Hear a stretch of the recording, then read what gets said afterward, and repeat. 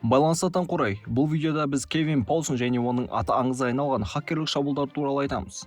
Біреулер оны номер бірінші компьютерлік террорист деп атаған, ал басқалары оны телефондық зұлым данышпан деп санайды. Қауіпсіздік мамандары оны әлемдегі ең қауіпті фрикер деп есептейді. Себебі ол бұзып кірмейтін телефон желісі жоқ. Ата-анасы Кевиннің не істеп жатқанын түсінбейтін. Неге ол телефонға ысқырып, мұқият тыңдап, кіммен сөйлесіп жатқанын анықтауға тырыспайтын еді. Олар фрикинг деген сөзді де білмейтін. Бұл оларға сол 70-80 жылдары дамып келе жатқан басқа да фрикинг әлемнің сөздері секілді түсініксіз еді. 1979 жылы Кевин Полсон 13 жаста болды. Осы жастағы телефон желілері арқылы басқа да қалаларға саяхат жасап, осы істің құпияларын үйреніп жүрді. Сол кезде Кевиннің ең сүйікті орны Лос-Анджелестің телеконференциялары болды. Онда негізінен жасөспірімдер жиналатын. Олар мектеп мәселелерін талқылайтын, жаңа достар табатын. Өйткені бұл әлемде сені ешкім көрмейтін, сенің кемшіліктеріңді де көрмейтін, сондықтан ұялатын ештеңе жоқ еді. Әсіресе бұлай сөйлесуді жабық жасөспірімдер мен ересектер ұнататын. Кевин осындай конференциялардың бірінде сүйікті дауысты Син атты өзінің ауданының қызымен танысады. Алғаш рет кездескенде Кевин оның ашыл шаштары бар қыз екенін көреді. Бұл қыз құдды бір ертегі кейіпкері секілді болатын. Ал Кевиннің өзі жабық, сырға толы тұлға еді. Оның бөлмесі басқа жасөспірімдердікіндей әртүрлі жұлдыздардың, ойын кейіпкерлерінің немесе супер қаһармандардың плакаты ілінген вайпта емес, барлығы жинақы және сурет алған кітаптар еді. Балақайдың отбасымен қарым-қатынасы да жақсы болды деп айта алмайсың. Ата-анасы жұмыста, ал әпкесі кездесулерден босамайтын. Барлығы кеште үйде жиналғанда, Кевин ұялы телефонда отыруды жөн санайтын. Син мен Кевин тез достасып кетті. Соңынан телеконференцияға Даниэль қосылып, ол да сол ауданда тұратынын мойындады. Сол жылдары Dungeons of Dragons атты үстел ойындары танымал болатын. Достар жиналып осы ойындарды ойнап, өздері ойлап тапқан әлемдерге саяхат жасайтын. Кевиннің ойлап тапқан әлемдері қатыгездікке толы болатын.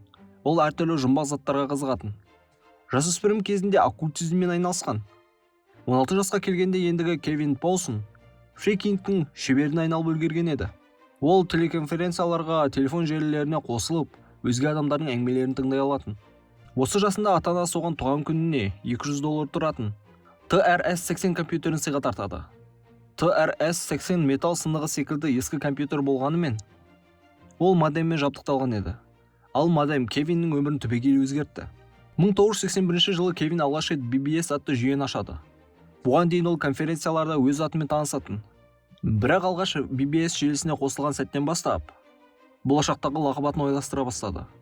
Осылайша қарапайым солтүстік Голливудтық Кевин мистикалық Dark Dante лақабатымен танымал болады. Фрикерлік әрекеттердің басында Кевин Полсон басқа фрикермен Рон Остинмен байланыста болды. Олар алғашында телеконференцияларда кездесіп, кейінірек компьютер арқылы үнемі байланыста болды.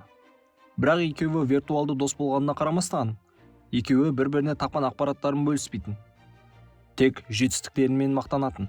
1983 жылы кинотеатрларда жаңа блокбастер Far Games фильмінің премьерасы өтті. Онда үйдегі компьютер арқылы құпия компьютерлерге қалай оңай кіруге болатын және хакерлер қандай билікке ие бола алатыны айқын көрсетілді. Кевин бұл фильмнен қатты әсер алды және кейіннен жаңа компьютерлік жүйелерге енген сайын өзін Far Games'дің бас кейіпкері ретінде сезінетін. Ұсталмайтын, құдіретті, бірақ сонымен қатар жомарт романтик. Ол бала кезінен киберпанк өмірін, компьютерлік желілердің әлемінде өмір сүруді армандады. 80-ші жылдары оның арманының жүзеге асқан кезеңі болды. Себебі Dark Dante ешқашан жеткен жетістігімен тоқтап қалмайтын хакерлердің бірі болды. Ол құпия сөздерді шешіп, жүйені қорғаудың айналма жолдарын табуды фанаттық деңгейде жақсы көрді. 1983 жылдың соңында Кевин телефон алаяқтығымен ұсталды. Бірақ ол кезде кәмелет жасқа толмағандықтан босатылды. 2 жылдан кейін ол фрикер Марк Латтармен бірге Магла Парк ауданында пәтер жалдап, компьютерлік компанияға жұмысқа орналасты. Сырая Entertainment компаниясында күндіз ол Кевин Полсон болып, үкіметтік желілердің сенімділігін зерттесе, үйге келген соң ол Dark Dante болып, түнде сол жылдары Американың негізгі сайттарының бірі Арпагеттің құпия орындарына еніп, ақпараттарды іздеумен айналысатын. Ол бәрін білгісі келетін және ең мықты болуды армандайтын. Кевин тіпті кез келген есікті ашуға арналған құралдарды пайдалануды үйренді. Тыңдау және бақылау құрылғыларын сатып алды. Ол бұл дағдыларын федералды агенттерді және өзіне аңду жүргізіп жатқан компьютерлік қызметкерлерін бақылау үшін жиі қолданатын. Кевин мықты қарсыластарды ұнататын. Егер жүйе оның манипуляцияларына берілмесе, бұл оған қиындық туғызып, оның қызығушылығын оятатын. Ол бастаған ісін соңына дейін жеткізуді ұнататын. Қосалғанда ол әскери компьютерлермен ойнағанда ерекше ләззат алатын. Sun Microsystems компаниясына жұмысқа ауысқаннан кейін Полсон үкіметтік желілерге қол жеткізіп, ақш қорғаныс департаментінің компьютерлеріне еніп, әскери жоспарлар туралы мәліметтерді көшіріп алатын. Кевиннің есінде әлі күнге дейін War Games фильмі бар еді. Онда бас кейіпкер құпия компьютерлерге еніп, ядролық ракеталарды іске қосатын. Бұл кейіпкер 1983 жылы енді жолын бастап жатқан жас хакер үшін кумир болған. Ал қазір Кевин Полсон өз кумирінен әлде қайда асып түсті. 1983 жылдың соңына дейін федералды агенттер жұмбақ Дарк Дантені табуға тырысты. Бірақ олардың әрекеттері үнемі сәтсіз аяқталып отырды. Алайда Кевин ақыры ұсталды. Оның себебі ақымақ қателіктен болды. Ол гаражды жалдау ақысын уақытында төлеуді ұмытып кеткен. Ал гараждың иесі құлыпты бұзып кіргенде, онда орасан зор құнды телефондарды және техникалық жабдықтарды көрді. Кевин мен Маркқа 19-шы тармақ бойынша, соның ішінде әскери құпия ақпараттарды ұрлау және тыңшылық айыптарды тағылды. Ол 1,5 жыл түрмеде отырды. Бірақ бұл уақыт хакерлікке деген құштарлығын бәсеңдеткен жоқ. Бостандыққа шыққан соң Дарк Данте қайтадан клавиатураны қолына алды. 1991 жылы американдық телеарнада One Cell деп аталатын шоу өтті. Онда хакерлік тақырып қозғалды. Әсіресе Дарк Дантенің қылмыстары туралы айтылды. Кевин Полсон қатты сынға алынды және компьютерлік қылмыскер ретінде бейнеленді. Сол аптада радио жүргізушілерінің телефон нөмірлері және студияның нөмірі құпия түрде өшіп қалды. Сәйкестік па? Мен олай ойламаймын. Ал күзде ақштың ААК компьютерлік желілерінің әкімшілері біреудің олардың жүйесіне кіргендерін анықтады. Соңынан компьютерлік қылмыстарды тергеумен айналысатын құпия қызметтері.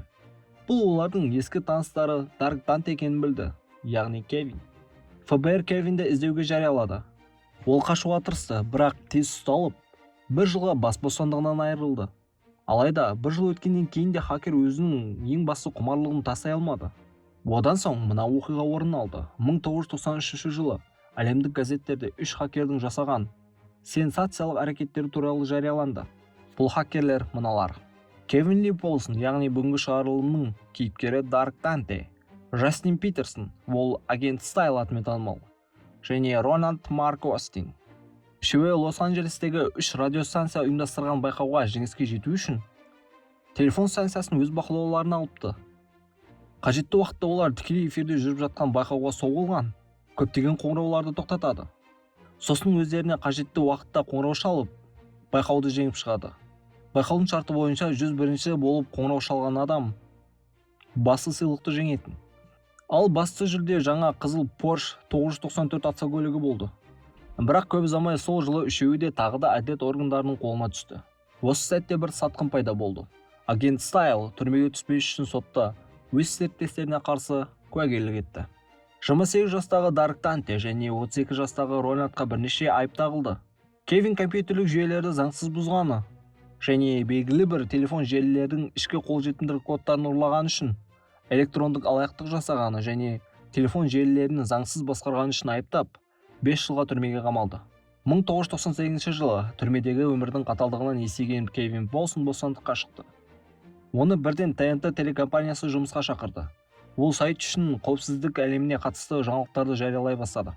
Қазіргі уақытта Кевин Factory Fox сайтының бас редакторы және өзінің ескі әуестігіне байланысты мақалалар жазады. Айта кету керек, Кевин Полсон 2 танымал хакермен жақсы таныс. Жақында қайтыс болған Эдриан Ламо және әлемнің бірінші хакері Кевин Митник. Бұлар жайлы шығарылым қажет болса, міндетті түрде комментке жазып кет.